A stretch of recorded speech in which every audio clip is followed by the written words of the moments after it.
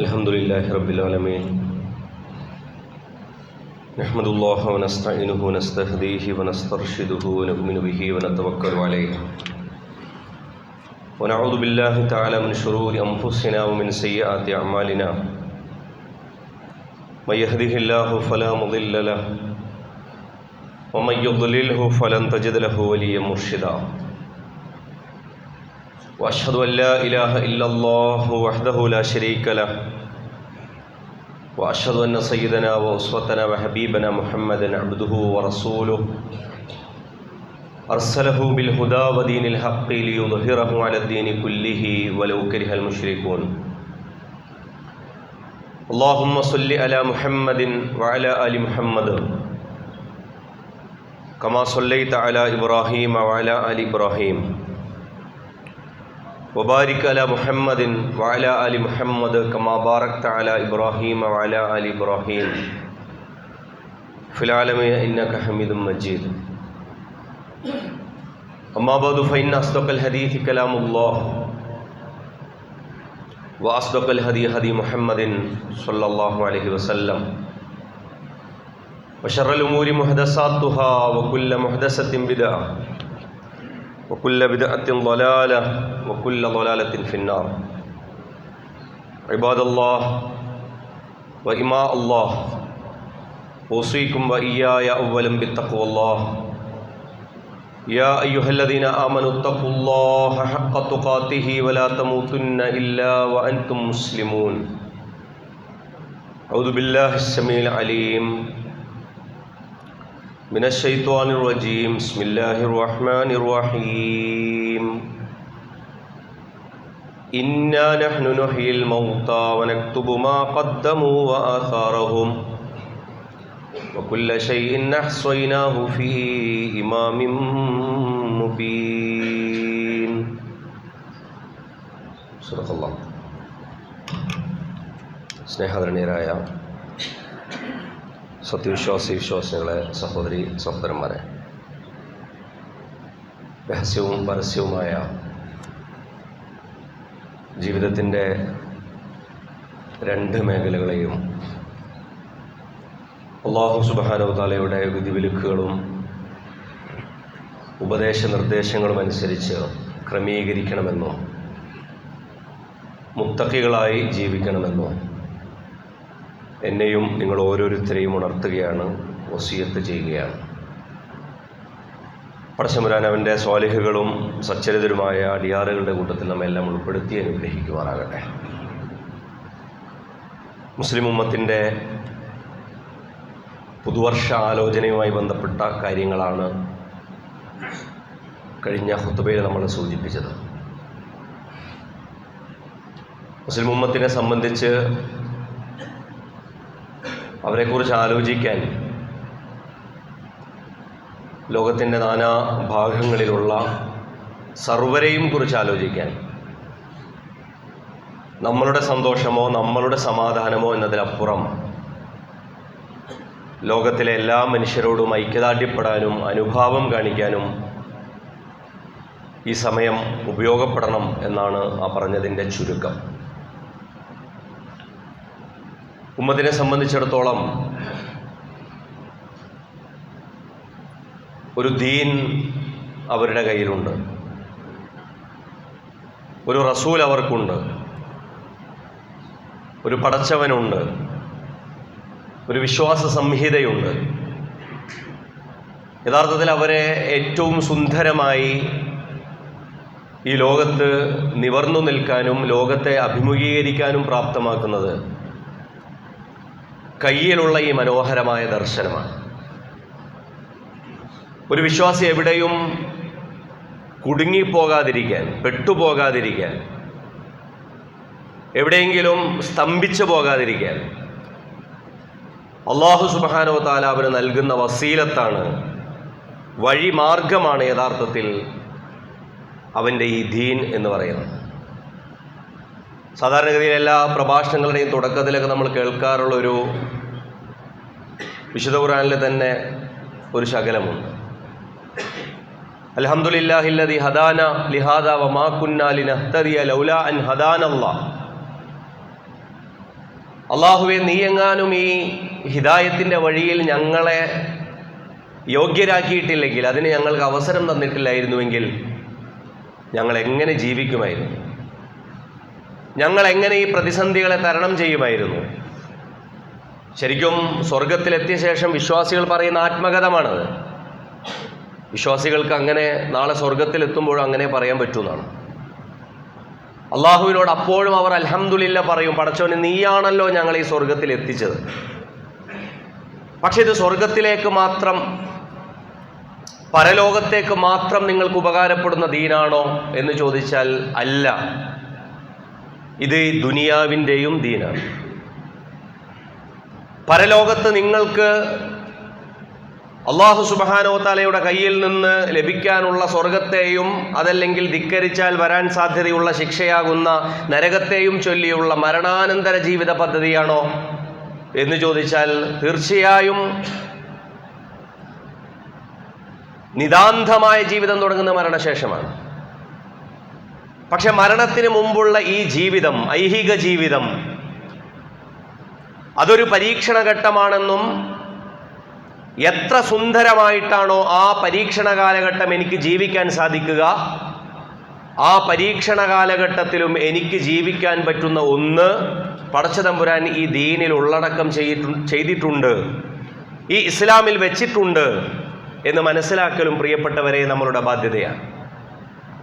നമ്മളുടെ നാട്ടിൽ കഴിഞ്ഞ കുറച്ച് ആഴ്ചകളായിട്ട് നടക്കുന്ന ഏറ്റവും വലിയൊരു ചർച്ച അതാണ്.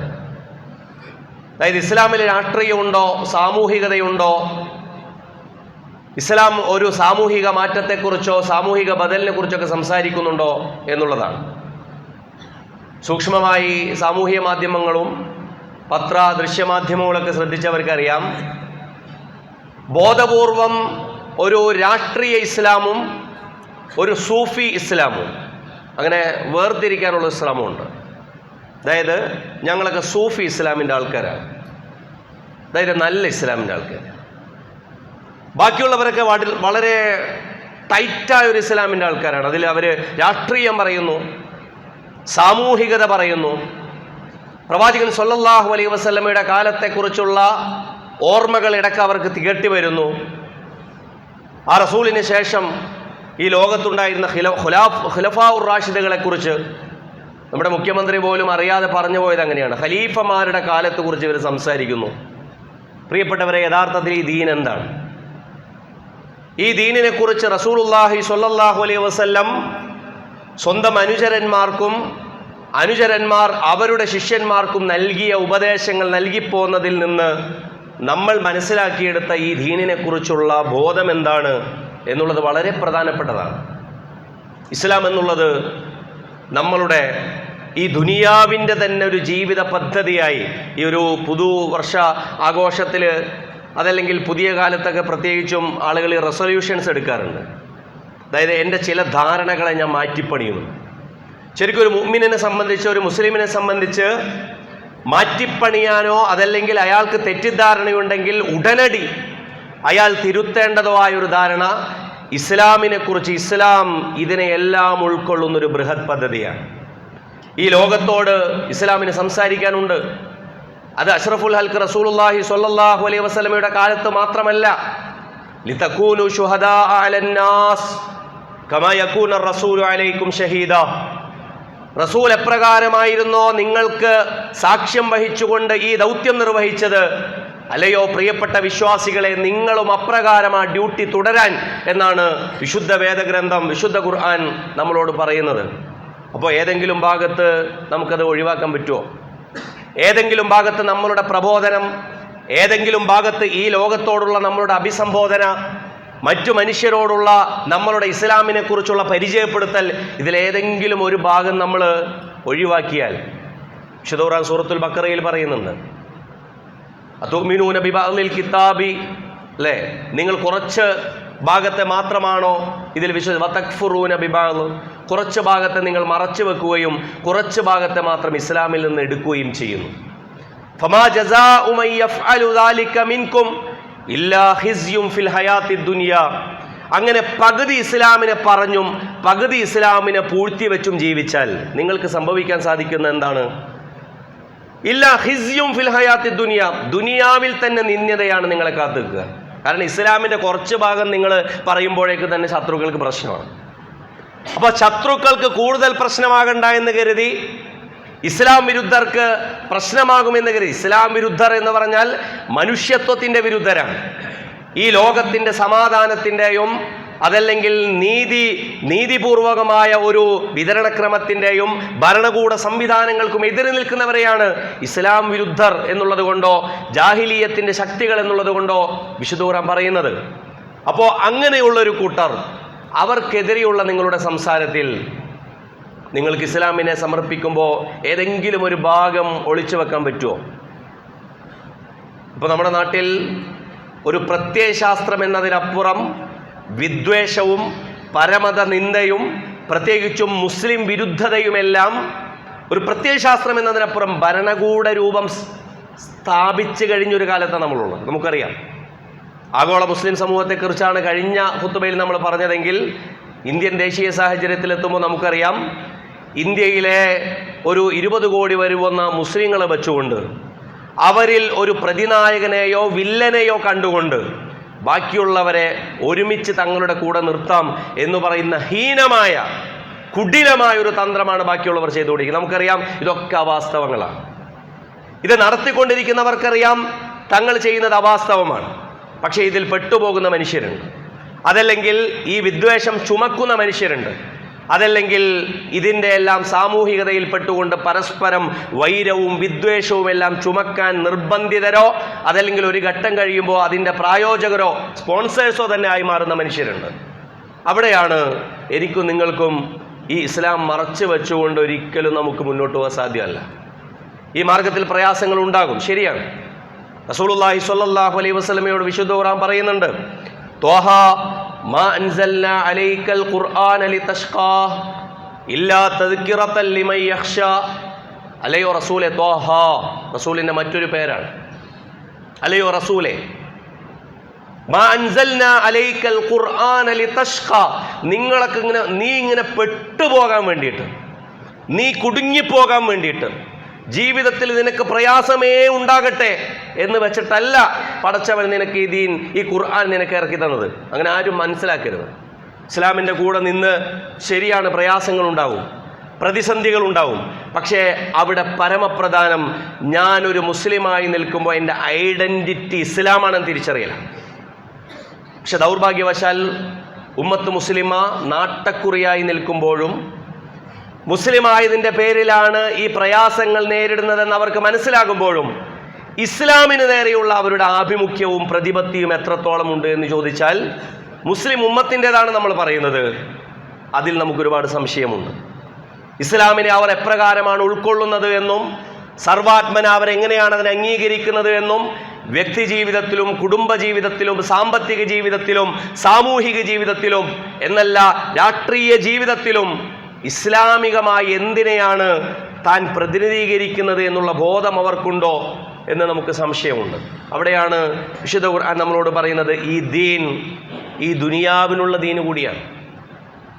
ഈ ദീൻ ഇവിടുത്തെ സമൂഹത്തിൻ്റെയും സമ്പത്തിൻ്റെയും രാഷ്ട്രീയത്തിൻ്റെയും കുടുംബത്തിൻ്റെയും മുക്കുമൂലകൾ പറയുന്ന ദീനാണ്. ഈ ദീനിനെ കുറിച്ചുള്ള നമ്മളുടെ അവബോധം നമ്മൾ മാറ്റിത്തിരുത്തേണ്ടതുണ്ട്.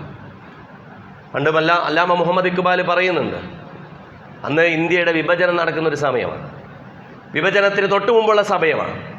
ആ വിഭജനത്തിന് തൊട്ട് മുമ്പുള്ള സമയത്ത് ഇസ്ലാം എന്നുള്ളത് ബ്രിട്ടീഷുകാരൻ്റെ ഔദാര്യത്തിൽ എവിടെയെങ്കിലും ഒരു നിസ്കരിക്കാൻ ഒരു പള്ളി കിട്ടിയാൽ അത് ഭയങ്കര സംഭവമാണെന്ന് കരുതുന്ന കാലമാണ്. അന്ന് അദ്ദേഹത്തിൻ്റെ വളരെ പ്രധാനപ്പെട്ട ഒരു കവിത, ഏ മംലക്കത്തെ ഹിന്ദ് മേ ഏക് തർഫ തമാശ, ഇസ്ലാം ഹെ മെഹബൂസ് മുസൽമാൻ ഹെ ആസാദ്. ഈ മംലക്കത്തെ ഹിന്ദ് മേ, ഈ ഇന്ത്യ മഹാരാജ്യത്തിൽ ഏക് തറഫ തമാശ, ഒരു വലിയ തമാശ നടക്കുന്നുണ്ട് മുസ്ലിങ്ങൾക്ക്. എന്താണ്? ഇസ്ലാം ഹെ മെഹബൂസ്, ഇസ്ലാം ഇവിടെ തടവിലാണ്, ഇസ്ലാം ഇവിടെ കാരാഗൃഹത്തിലാണ്, ജയിലിലാണ്. മുസൽമാൻ ഹെ ആസാദ്, ഇസ്ലാമിനെ ജയിലിൽ അടച്ചിട്ട് ഞങ്ങൾ മുസ്ലിങ്ങൾ ഇവിടെ സ്വാതന്ത്ര്യപൂർവ്വം ജീവിക്കുന്നവരാണെന്നുള്ള മേനി നടിക്കുകയാണ് മുസ്ലിങ്ങൾ ചെയ്യുന്നത് എന്നാണ് ഇക്ബാലിൻ്റെ അന്നത്തെ അദ്ദേഹത്തിൻ്റെ പരിദേവനം, അദ്ദേഹത്തിൻ്റെ പരിഭവം അതാണ്. അതിനുശേഷം പള്ളിയിൽ ശരിയാണ്, പള്ളി എന്നുള്ളത് ഇസ്ലാമിലെ അതിമഹത്തായ പടച്ചവനെ കുറിച്ചുള്ള സ്മരണ നിലനിർത്തുന്ന ഭവനമാണ്. പക്ഷെ പള്ളി മാത്രമാണ്, പള്ളിക്ക് മാത്രമേ ദീനുള്ളൂ. അതിനപ്പുറം പള്ളിക്ക് പുറത്തിറങ്ങിയാൽ ആ ഇടവഴിയിൽ ദീനില്ല, പെരിന്തൽമണ്ണ അങ്ങാടിയിലേക്ക് ഇറങ്ങിയാൽ ദീനില്ല, ഇനി തിരുവനന്തപുരത്തേക്ക് പോയാൽ ദീനില്ല, ഇനി നിയമസഭയിലേക്ക് എത്തിയാൽ ദീനില്ല, ലോകത്തിന് വൈറ്റ് ഹൗസിലേക്ക് എത്തിയാൽ ദീനില്ല. അങ്ങനെ കരുതുണ്ടോ? ഇല്ലല്ലോ. ഇസ്ലാം പറയുന്ന ഏതെങ്കിലും ഒരു ഭാഗത്ത് നിങ്ങൾക്ക് ഇസ്ലാം ഒഴിവാക്കിയ ഒരു ജീവിതമില്ല. അതുകൊണ്ടാണ് മുല്ലാക്കോ ജോ മസ്ജിദ് മേ സജദയ്ക്ക് ഇജാസത്ത് വോ നാദാ സമജ്താ ഹെ ഇസ്ലാം ഹെ ആസാദ്. ഇഖ്ബാൽ ശേഷം പറഞ്ഞു, മുല്ലാക്കോ ജോ മസ്ജിദ് മേ സജദയ്ക്ക് ഇജാസത്ത്, നിസ്കരിക്കാൻ ഒരു അനുവാദം കിട്ടിയാൽ, വോ നാദാൻ, നാദാൻ എന്ന് പറഞ്ഞാൽ വിഡ്ഢി എന്നാണ്, വോ നാദാ സമജ്താ ഹെ, ആ വിഡ്ഢി മനസ്സിലാക്കുന്നു മുസൽമാൻ ഹെ ആസാദ്, ഞങ്ങൾക്ക് സ്വാതന്ത്ര്യം ഉണ്ടല്ലോ. അതായത് ഞങ്ങൾക്ക് നിസ്കരിക്കണമെന്നുണ്ടല്ലോ, അതന്നെ വലിയ കാര്യം. ഒരു നിസ്കാരം പഠിപ്പിക്കാൻ, അതല്ലെങ്കിൽ ആരാധനാ കർമ്മങ്ങളിൽ മാത്രം തളച്ചിടാൻ ബാക്കിയുള്ളവർ ഇസ്ലാമിനെ വേണ്ടുവോളം ശ്രമിക്കുന്നുണ്ട്. ലോകത്ത് ഇസ്ലാം വിരുദ്ധർക്ക് ഇസ്ലാമിൻ്റെ ആരാധനാക്രമങ്ങളോടോ അതല്ലെങ്കിൽ അച്ചടക്കങ്ങളോടോ, സംഘപരിവാറിന് അതിനേക്കാൾ അപ്പുറമുണ്ട്, അത് വേറൊരു കാര്യം. ഇന്ത്യയിൽ മസ്ജിദുകൾക്ക് നേരെയുള്ള ആക്രമണങ്ങളും നമസ്കരിക്കാൻ വരുന്നവർക്ക് നേരെയുള്ള ആക്രോശങ്ങളും അറിഞ്ഞുകൊണ്ട് തന്നെയുള്ള ആക്രമണ ശ്രമങ്ങളൊക്കെ ഒരു ഭാഗത്തുണ്ട്. പക്ഷെ ലോകത്ത് മൊത്തത്തിൽ ഇസ്ലാമിനെ, ഏതൊരു പ്രവാചകനെയാണ്, ഏതൊരു ഖുർആനിനെയാണ് പ്രതിസ്ഥാനത്ത് നിർത്തുന്നത് ചോദിച്ചാൽ സാമൂഹിക മാറ്റത്തെക്കുറിച്ച് പറയുന്ന ഇസ്ലാമാണ്, സാമൂഹിക നിർമ്മിതിയെക്കുറിച്ച് പറയുന്ന ഇസ്ലാമാണ്. ഈ ലോകത്തെ നിർമ്മിക്കേണ്ടതിനെക്കുറിച്ചും ഈ ലോകത്തെ മാറ്റം വരുത്തേണ്ടതിനെക്കുറിച്ചും നിങ്ങൾ പറയുമ്പോൾ പ്രതിസ്ഥാനത്ത്. അങ്ങനെയാണ് സോഫ്റ്റ് ഇസ്ലാമും തീവ്ര ഇസ്ലാമൊക്കെ ഉണ്ടാവും. അങ്ങനെയാണ് ലിബറൽ ഇസ്ലാമും സൂഫി ഇസ്ലാമും വേറെ ഉണ്ടാവുന്നത്. അതല്ലെങ്കിൽ ജിഹാദി ഇസ്ലാം എന്നുള്ള ടാർഗറ്റ് ഉണ്ടാകുന്നത്. കേരളത്തിൽ നമ്മൾ അങ്ങനെയാണ് ആദ്യം കേട്ടിരുന്നത്. കേരളത്തിൽ ഏതെങ്കിലും ഗ്രൂപ്പുകൾ വെച്ചുകൊണ്ട് പറഞ്ഞിരുന്നു ഇവർ ജിഹാദി ഇസ്ലാമിൻ്റെ ആളുകളാണ്. പക്ഷെ ഇപ്പോൾ സംഘപരിവാർ അല്ലാത്തവർ പോലും പറയുന്നു മുസ്ലിങ്ങളെ മൊത്തത്തിൽ കേരളത്തിൽ കേട്ടാൽ അറക്കുന്ന രീതിയിൽ മുസ്ലിങ്ങളുടെ വോട്ട് കൊണ്ട് മാത്രം 25 കൊല്ലം വിജയിച്ചൊരു MLA കഴിഞ്ഞ ദിവസം നിങ്ങൾ കേട്ടിട്ടുണ്ടാവും, ഒരു ചാനലിൽ ഇരുന്ന് പറഞ്ഞു ഈ മുസ്ലിങ്ങൾ മുഴുവൻ തീവ്രവാദികളാണ്. കേരളത്തിൻ്റെ ചീഫ് വിപ്പായിരുന്നൊരു മനുഷ്യനായിരുന്നു. നിങ്ങളൊന്ന് ആലോചിച്ച് നോക്കണം. അതായത് ഓരോരുത്തർക്കും തരാതരമെടുത്ത് ഉപയോഗിക്കാൻ നമ്മൾ വടി കൊടുക്കുമ്പോൾ ഇത് മൊത്തത്തിൽ സമുദായത്തിനെതിരെ തന്നെയാണ്. നമ്മുടെ കൂട്ടത്തിൽ ഇവരാണ് കുറച്ച് തീവ്രവാദികൾ, ഇവരാണ് കൂടുതൽ തീവ്രവാദികൾ, ഞങ്ങൾ ഈ കൂട്ടത്തിൽ സമാധാനത്തിൻ്റെ സന്ദേശവാഹകരാണെന്ന് കരുതി ഏതെങ്കിലും ഒരു സംഘടനയോ ഗ്രൂപ്പുകളോ പരസ്പരം അങ്ങനെ കുതികാൽ വെട്ടിനോ ഒറ്റുകൊടുക്കുന്നതിനോ ശ്രമിക്കുന്നുണ്ടെങ്കിൽ ശത്രുക്കളെ സംബന്ധിച്ചിടത്തോളം അങ്ങനെ ഒരു വേർതിരിവില്ല എന്നുകൂടി മനസ്സിലാക്കുന്നത് നല്ലതാണ് എന്നുള്ളത് നമ്മളുടെ ഒരു രാഷ്ട്രീയ സാമൂഹിക സാക്ഷരതയുടെ ഭാഗമായി നമ്മൾ മനസ്സിലാക്കേണ്ടിയിരിക്കുന്നു. അതുപോലെ തന്നെ പുതിയ കാലത്ത് പ്രത്യേകിച്ചും ഈ ഇസ്ലാമിനെ റെപ്രസെൻ്റ് ചെയ്തുകൊണ്ട് നമുക്ക് എന്തൊക്കെ ചെയ്യാൻ സാധിക്കും? നമുക്ക് പുതിയൊരു പുതുവർഷാലോചനയുടെ ഭാഗമായി തന്നെ ആലോചിക്കുകയാണ്. നമുക്കെങ്ങനെയാണ് ഈ ദീനിനെ പ്രതിനിധീകരിക്കാൻ സാധിക്കുക? ഒന്നാമത്തേത് അതിൻ്റെ ദഅവത്താണ്. ഇസ്ലാമിനെ മറ്റൊരാൾക്ക് പരിചയപ്പെടുത്തി കൊടുക്കാതെ നിങ്ങളുടെ കൺമുന്നിലൂടെ നടന്നു പോകുന്ന ഒരു മനുഷ്യൻ, അയാൾ നാളെ നിങ്ങൾക്ക് മുന്നിൽ, നാളെ മഹ്ശറ സഭാ നാളിൽ ഒക്കെ ഉണ്ടായിട്ടും ഇയാൾ എനിക്ക് ഇസ്ലാം പറഞ്ഞു തന്നില്ല എന്ന് നാളെ നിങ്ങളെക്കുറിച്ച് പരാതി പറയുന്ന അവസരം ഉണ്ടാകരുത്. അതുകൊണ്ടാണ് ഇസ്ലാമിൽ ഉദ്ഉ ഇലാ സബീലി റബ്ബിക ബിൽ ഹിക്മതി വൽ മൗഇദത്തിൽ ഹസന, നിങ്ങൾ അള്ളാഹുവിൻ്റെ മാർഗത്തിലേക്ക് നിങ്ങളുടെ എല്ലാ സംഘടനകളും എല്ലാ കൂട്ടായ്മകളും നമ്മളുടെ പള്ളികളോ മഹല്ലുകളോ നമ്മളുടെ വ്യക്തിപരമായ എന്തൊക്കെ ഇസ്ലാമികമായ ശ്രമങ്ങളോ അതിൻ്റെ ഏറ്റവും കൂർത്ത മുന നിൽക്കേണ്ടത് ഈ ദഅവത്തി മനസ്സായിരിക്കണം. മറ്റുള്ളവർക്ക് ഇസ്ലാമിനെ ലഭിക്കണം. അതിനർത്ഥം നാളെ തന്നെ ഒരാൾക്ക് പോയി പുസ്തകം കൊടുത്ത് അയാൾ നാളെ തന്നെ എല്ലാവരും പുസ്തകം വായിച്ച് ഇസ്ലാം സ്വീകരിക്കുന്നൊന്നുമല്ല. മറിച്ച് ഈ ദീൻ എന്നുള്ളത് മറ്റൊരാൾക്ക് ലഭിക്കേണ്ടതാണ്, മറ്റൊരാൾക്ക് മനസ്സിലാകേണ്ടതാണ്. ഞാനൊരു മുസ്ലിമായി ജനിച്ചത് കൊണ്ട് ഈ ദീനിനെ കിട്ടിയതാണ്, അതെൻ്റെ സൗഭാഗ്യം എന്നുള്ളതിനേക്കാൾ കൂടുതൽ ഒരു മഹാപരീക്ഷണമായി പടച്ചവൻ എന്നിൽ ഏൽപ്പിച്ച ഒരു അമാനത്താണ്. വേറൊരാൾക്ക് മറ്റൊരു മതവുമായി ജനിക്കേണ്ടി വന്നതിന് പിന്നിൽ അയാൾക്കൊരു പങ്കുമില്ലെങ്കിൽ ഈ ദീനുമായി ഞാനിവിടെ ജനിച്ചു വീണിട്ടുണ്ടെങ്കിൽ, നമ്മളൊക്കെ ഇവിടെ മുസ്ലിങ്ങളായിട്ട് പിറന്നു വീണവരാണെങ്കിൽ, കുൻതും ഖൈറ ഉമ്മത്തിൻ ഉഖ്രിജത് ലിന്നാസ്, അള്ള പറയാണ് അങ്ങനെ ഒരു ഡ്യൂട്ടി നിങ്ങൾക്കുണ്ടെങ്കിൽ, അങ്ങനെ പടച്ചവൻ നിങ്ങൾക്കൊരു ഭാഗ്യം തന്നിട്ടുണ്ടെങ്കിൽ നിങ്ങൾ ജനങ്ങൾക്ക് വേണ്ടി എഴുന്നേറ്റ് നിന്ന് ആ ദീനിനെ പരിചയപ്പെടുത്തണം. ആ ദീനിനെ നമ്മൾ പറയും നമുക്കങ്ങനെയുള്ള പരിചയമുണ്ടോ? നമുക്ക് നമ്മളുടെ കൺമുന്നിലൂടെ കടന്നു പോകുന്ന മനുഷ്യന്മാർ നമുക്ക് ദഅവ നടത്താൻ മാത്രമുള്ള ബന്ധങ്ങളുണ്ടോ? ഏറ്റവും ചുരുങ്ങിയത് നമ്മളുടെ ബന്ധങ്ങളിൽ ഒരു 100 പേരെങ്കിലും അങ്ങനെ ഉണ്ടാവും. ഏറ്റവും അടുത്ത ഒരു 5 സുഹൃത്തുക്കളെങ്കിലും നമുക്കുണ്ടാകും. ആ സുഹൃത്തുക്കളോടുള്ള നമ്മളുടെ ദഅവ ബന്ധം എന്നുള്ളത് വളരെ പ്രധാനപ്പെട്ടതാണ്. ആ ദഅവ ബന്ധം എന്നുള്ളത് നമ്മൾ ഒരിക്കലും ആദ്യഘട്ടത്തിൽ റസൂലുള്ളാഹി സ്വല്ലല്ലാഹു അലൈഹി വസല്ലമക്ക് ഏറ്റവും കൂടുതൽ ദഅവ ബന്ധം ഉണ്ടായിരുന്ന ആളെ ഇസ്ലാമിലേക്ക് സ്വീകരിക്കാൻ പറ്റിയിട്ടില്ല, നമുക്കറിയാം. അതിനർത്ഥം ഒരാൾക്ക് ദഅവ ബന്ധം ഒരാളുമായി ഉണ്ടാകുന്നു എന്നതിനർത്ഥം ഒരാൾ മുസ്ലിമാകുന്നു എന്നല്ല, മറിച്ച് അയാളെക്കുറിച്ചുള്ള അടങ്ങാത്ത അദമ്യമായ ആഗ്രഹവും പൂതിയുമാണ്. റസൂൽ കരീം സല്ലല്ലാഹു അലൈഹി വസല്ലമക്ക് ആളും അർത്ഥവും കൊടുത്ത് ബഹിഷ്കരണ സമയത്ത് വരെ സ്വന്തം കൂടെ നിന്ന അബൂ താലിബ് ഇസ്ലാമിലേക്ക് വരുന്ന സമയം നമുക്കറിയാലോ, അങ്ങനെ ഒന്നും ഉണ്ടായിട്ടില്ല. അല്ലാഹു സുബ്ഹാനഹു വ തആല സൂറത്തുൽ ഖസസിൽ പറയുന്നുണ്ട്, ഇന്നക ലാ തഹ്ദീ മൻ അഹ്ബബ്ത വലാകിൻ അല്ലാഹു യഹ്ദീ മൻ യശാ.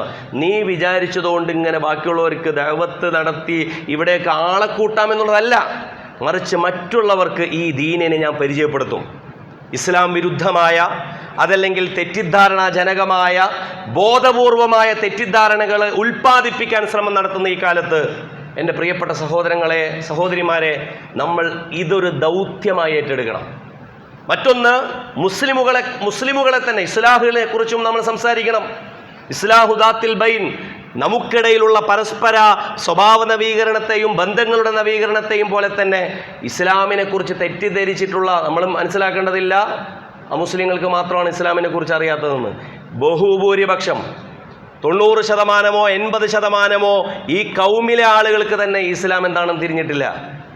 അവരോട് എന്തിനാണ് നമ്മൾ മുസ്ലിമായി ജനിച്ചതെന്നും മുസ്ലിമായി തുടരുന്നതിൻ്റെ കാരണം എന്താണ് എന്നും റസൂലുള്ളാഹി സ്വല്ലല്ലാഹു അലൈഹി വസല്ലമയുടെ മാർഗത്തിൽ നിന്നുകൊണ്ട് തന്നെ നാം നിർവഹിക്കേണ്ടുന്ന ബാധ്യതയെക്കുറിച്ച് നമുക്ക് പറയാൻ സാധിക്കണം. അതുപോലെ തന്നെ വളരെ പ്രധാനപ്പെട്ടതാണ് ആത്മപരിശോധന.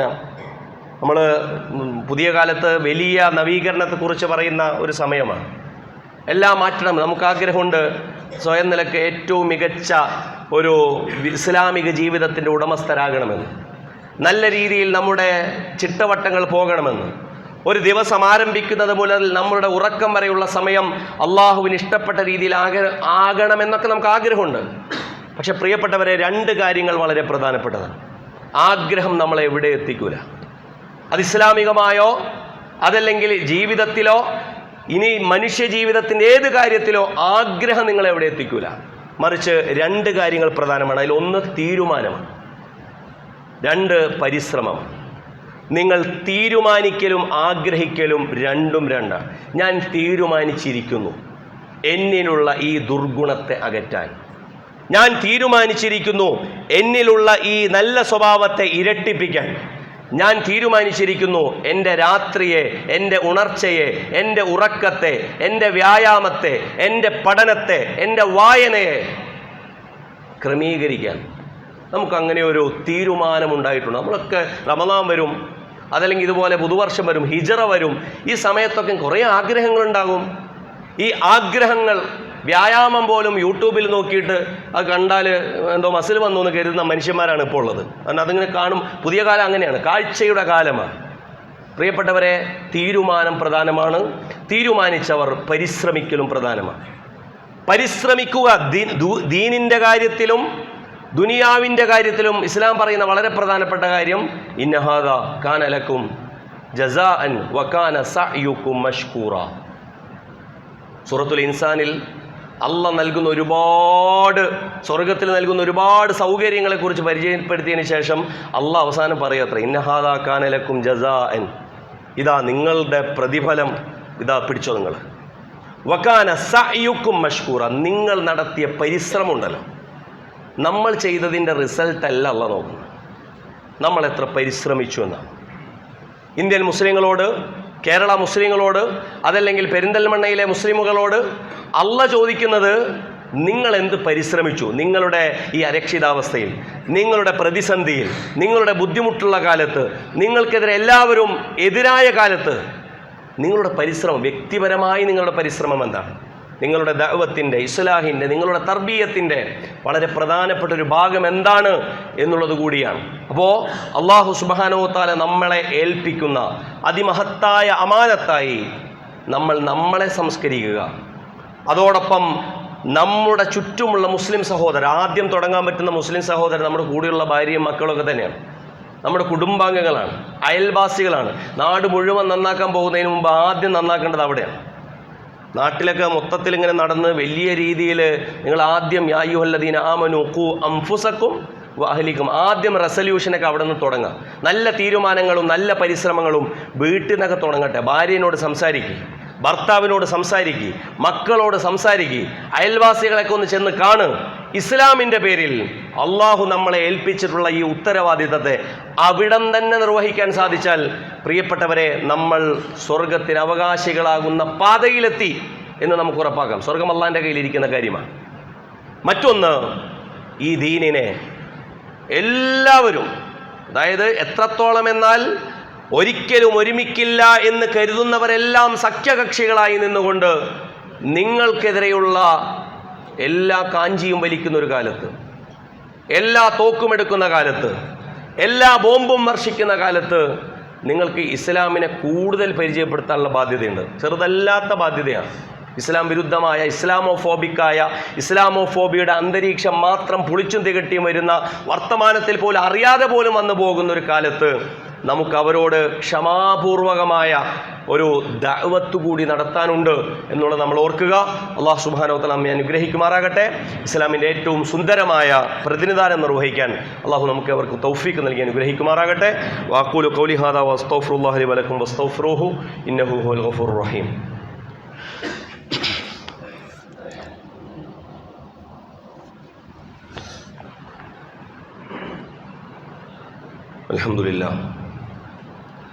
അൽഹംദുലില്ലാഹിൽ അഹദ് അൽ ഫർദിസ് സമദ് അല്ലദീ ലം യലിദ് വലം യൂലദ് വലം യകുൽ ലഹു കുഫുവൻ അഹദ്.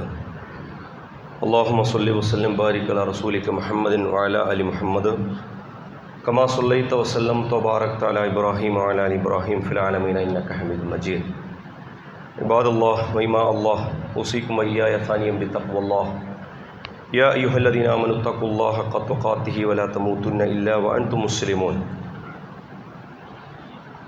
പ്രിയം നിറഞ്ഞ സഹോദരന്മാരെ, ഒരിക്കൽ കൂടി അല്ലാഹുവിൻ്റെ വിധിവിലക്കുകൾ പാലിച്ച് ജീവിതത്തെ ക്രമീകരിച്ച് തഖ്വയോടുകൂടി മുന്നോട്ട് പോകണമെന്ന് എന്നെയും നിങ്ങളെയും ഉണർത്തുകയാണ്. നമ്മുടെ രണ്ട് സഹോദരന്മാർക്ക് വേണ്ടിയിട്ടുള്ള പ്രത്യേകമായൊരു പ്രാർത്ഥന വസിയത്തുണ്ട്. നമ്മുടെ ഒരു സഹോദരൻ, നമ്മുടെ വളരെ അടുത്ത ഒരുപാട് സഹോദരന്മാരുടെ ബന്ധു കൂടിയാണ്. അദ്ദേഹം വളരെ ക്രിട്ടിക്കലായ ഒരു അവസ്ഥയിൽ നമ്മുടെ തൊട്ടടുത്തുള്ളൊരു ഹോസ്പിറ്റലിൽ തുടരുകയാണ്. അല്ലാഹു സുബ്ഹാനഹു വ തആല അദ്ദേഹത്തിന് പൂർണ്ണമായ ശിഫ നൽകി അദ്ദേഹത്തെ അനുഗ്രഹിക്കുമാറാകട്ടെ. വളരെ അത്ഭുതകരമായൊരു തിരിച്ചുവരവ് നൽകി അല്ലാഹു അദ്ദേഹത്തെയും അദ്ദേഹത്തിൻ്റെ കുടുംബങ്ങളെയും അനുഗ്രഹിക്കുമാറാകട്ടെ.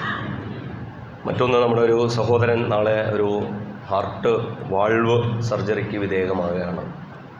അല്ലാഹു സുബ്ഹാനഹു വ തആല അദ്ദേഹത്തിനും പൂർണ്ണ ആരോഗ്യത്തോടു കൂടി ആ ശസ്ത്രക്രിയക്ക് വിധേയമായി തിരിച്ചു വരാനുള്ള തൗഫീഖ് നൽകി അനുഗ്രഹിക്കുമാറാകട്ടെ. ഒരു കാര്യം പ്രത്യേകമായി സൂചിപ്പിക്കാനുള്ളത്, നമ്മുടെ ഇന്ന് മലപ്പുറം ജില്ലയിൽ മാത്രമല്ല, മൊത്തം കേരളത്തിൽ ഒരു പാലിയേറ്റീവ് ഡേയോടനുബന്ധിച്ചുള്ള ഒരു കളക്ഷൻ നമ്മുടെ പള്ളികൾ കേന്ദ്രീകരിച്ച് നടക്കുന്നുണ്ട്. നമ്മുടെ സമൂഹത്തിൽ കഴിഞ്ഞ കുറേ കാലങ്ങളായി ഒരു കൂട്ടായ്മ, നമ്മുടെ സംഘടന, ജാതി രാഷ്ട്രീയ ഭേദമന്യൊക്കെ നടന്നുകൊണ്ടിരിക്കുന്ന വളരെ പ്രധാനപ്പെട്ടൊരു മേഖലയാണ് ആതുര ശുശ്രൂഷയുടെയും അതുപോലെ തന്നെ ഈ പരിപാലനത്തിൻ്റെയും രോഗി ശുശ്രൂഷണത്തിൻ്റെയും മേഖല എന്ന് പറയുന്നത്.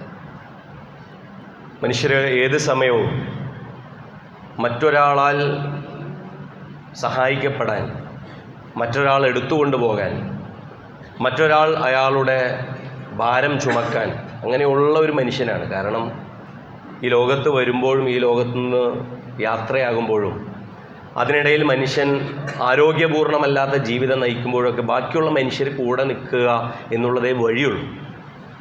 അങ്ങനെ ഒരു വളരെ പ്രധാനപ്പെട്ട ഒരു സേവനം നിർവഹിക്കുന്ന മേഖലയാണ് നമ്മളുടെ പാലിയേറ്റീവ് മേഖല എന്ന് പറയുന്നത്.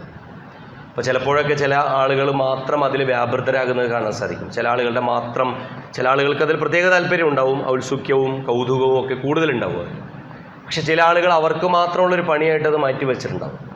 പക്ഷെ കുറച്ച് നമ്മളെല്ലാവരും ഇത്തരം മനുഷ്യന് അള്ളാഹു നൽകിയ സ്വാതന്ത്ര്യത്തെക്കുറിച്ച് അറിയണമെങ്കിൽ ജയിലിലേക്കും, അറിവിനെക്കുറിച്ച് അറിയണമെങ്കിൽ ലൈബ്രറിയിലേക്കും, സൗന്ദര്യത്തെക്കുറിച്ച് അറിയണമെങ്കിൽ പൂന്തോട്ടത്തിലേക്കും, ആരോഗ്യത്തെക്കുറിച്ച് അറിയണമെങ്കിൽ രോഗികളുടെ അടുത്തൊക്കെ പോകണമെന്നാണ് മുസ്തഫ സബായി പറഞ്ഞിട്ടുള്ളത്. അപ്പോൾ ഇത്തരം ഈ ഹോം കെയർ അടക്കമുള്ള മനുഷ്യരുടെ വളരെ പുഴുവച്ച് തന്നെ വ്രണം പുഴുത്തു നിൽക്കുന്ന മനുഷ്യന്മാരെ അടക്കം സ്നേഹപൂർവ്വം പരിചരിക്കുന്ന ഒരുപാട് കൂട്ടായ്മകൾ നമ്മുടെ നാട്ടിലുണ്ട്.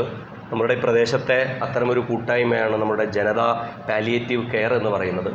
നമ്മളുടെ സമ്പത്ത്, നമ്മളുടെ ആരോഗ്യം, സമയം, ഇത് മൂന്നും നമ്മൾ അറിഞ്ഞ് മാറ്റിവെക്കണം. കാരണം നമ്മൾ അറിഞ്ഞ് ഇത് മാറ്റിവെക്കുമ്പോഴാണ് നാളെ നമുക്ക് തിരിച്ചു കിട്ടുക എന്നുള്ളത് മാത്രമല്ല, അള്ളാഹുവിങ്കൽ നാളെ ഇവിടെ അസ്വസ്ഥതകളാൽ അശാന്തി നിറഞ്ഞ ജീവിതത്താലൊക്കെ ഉണ്ടായിരുന്ന മനുഷ്യരോട് നമ്മൾ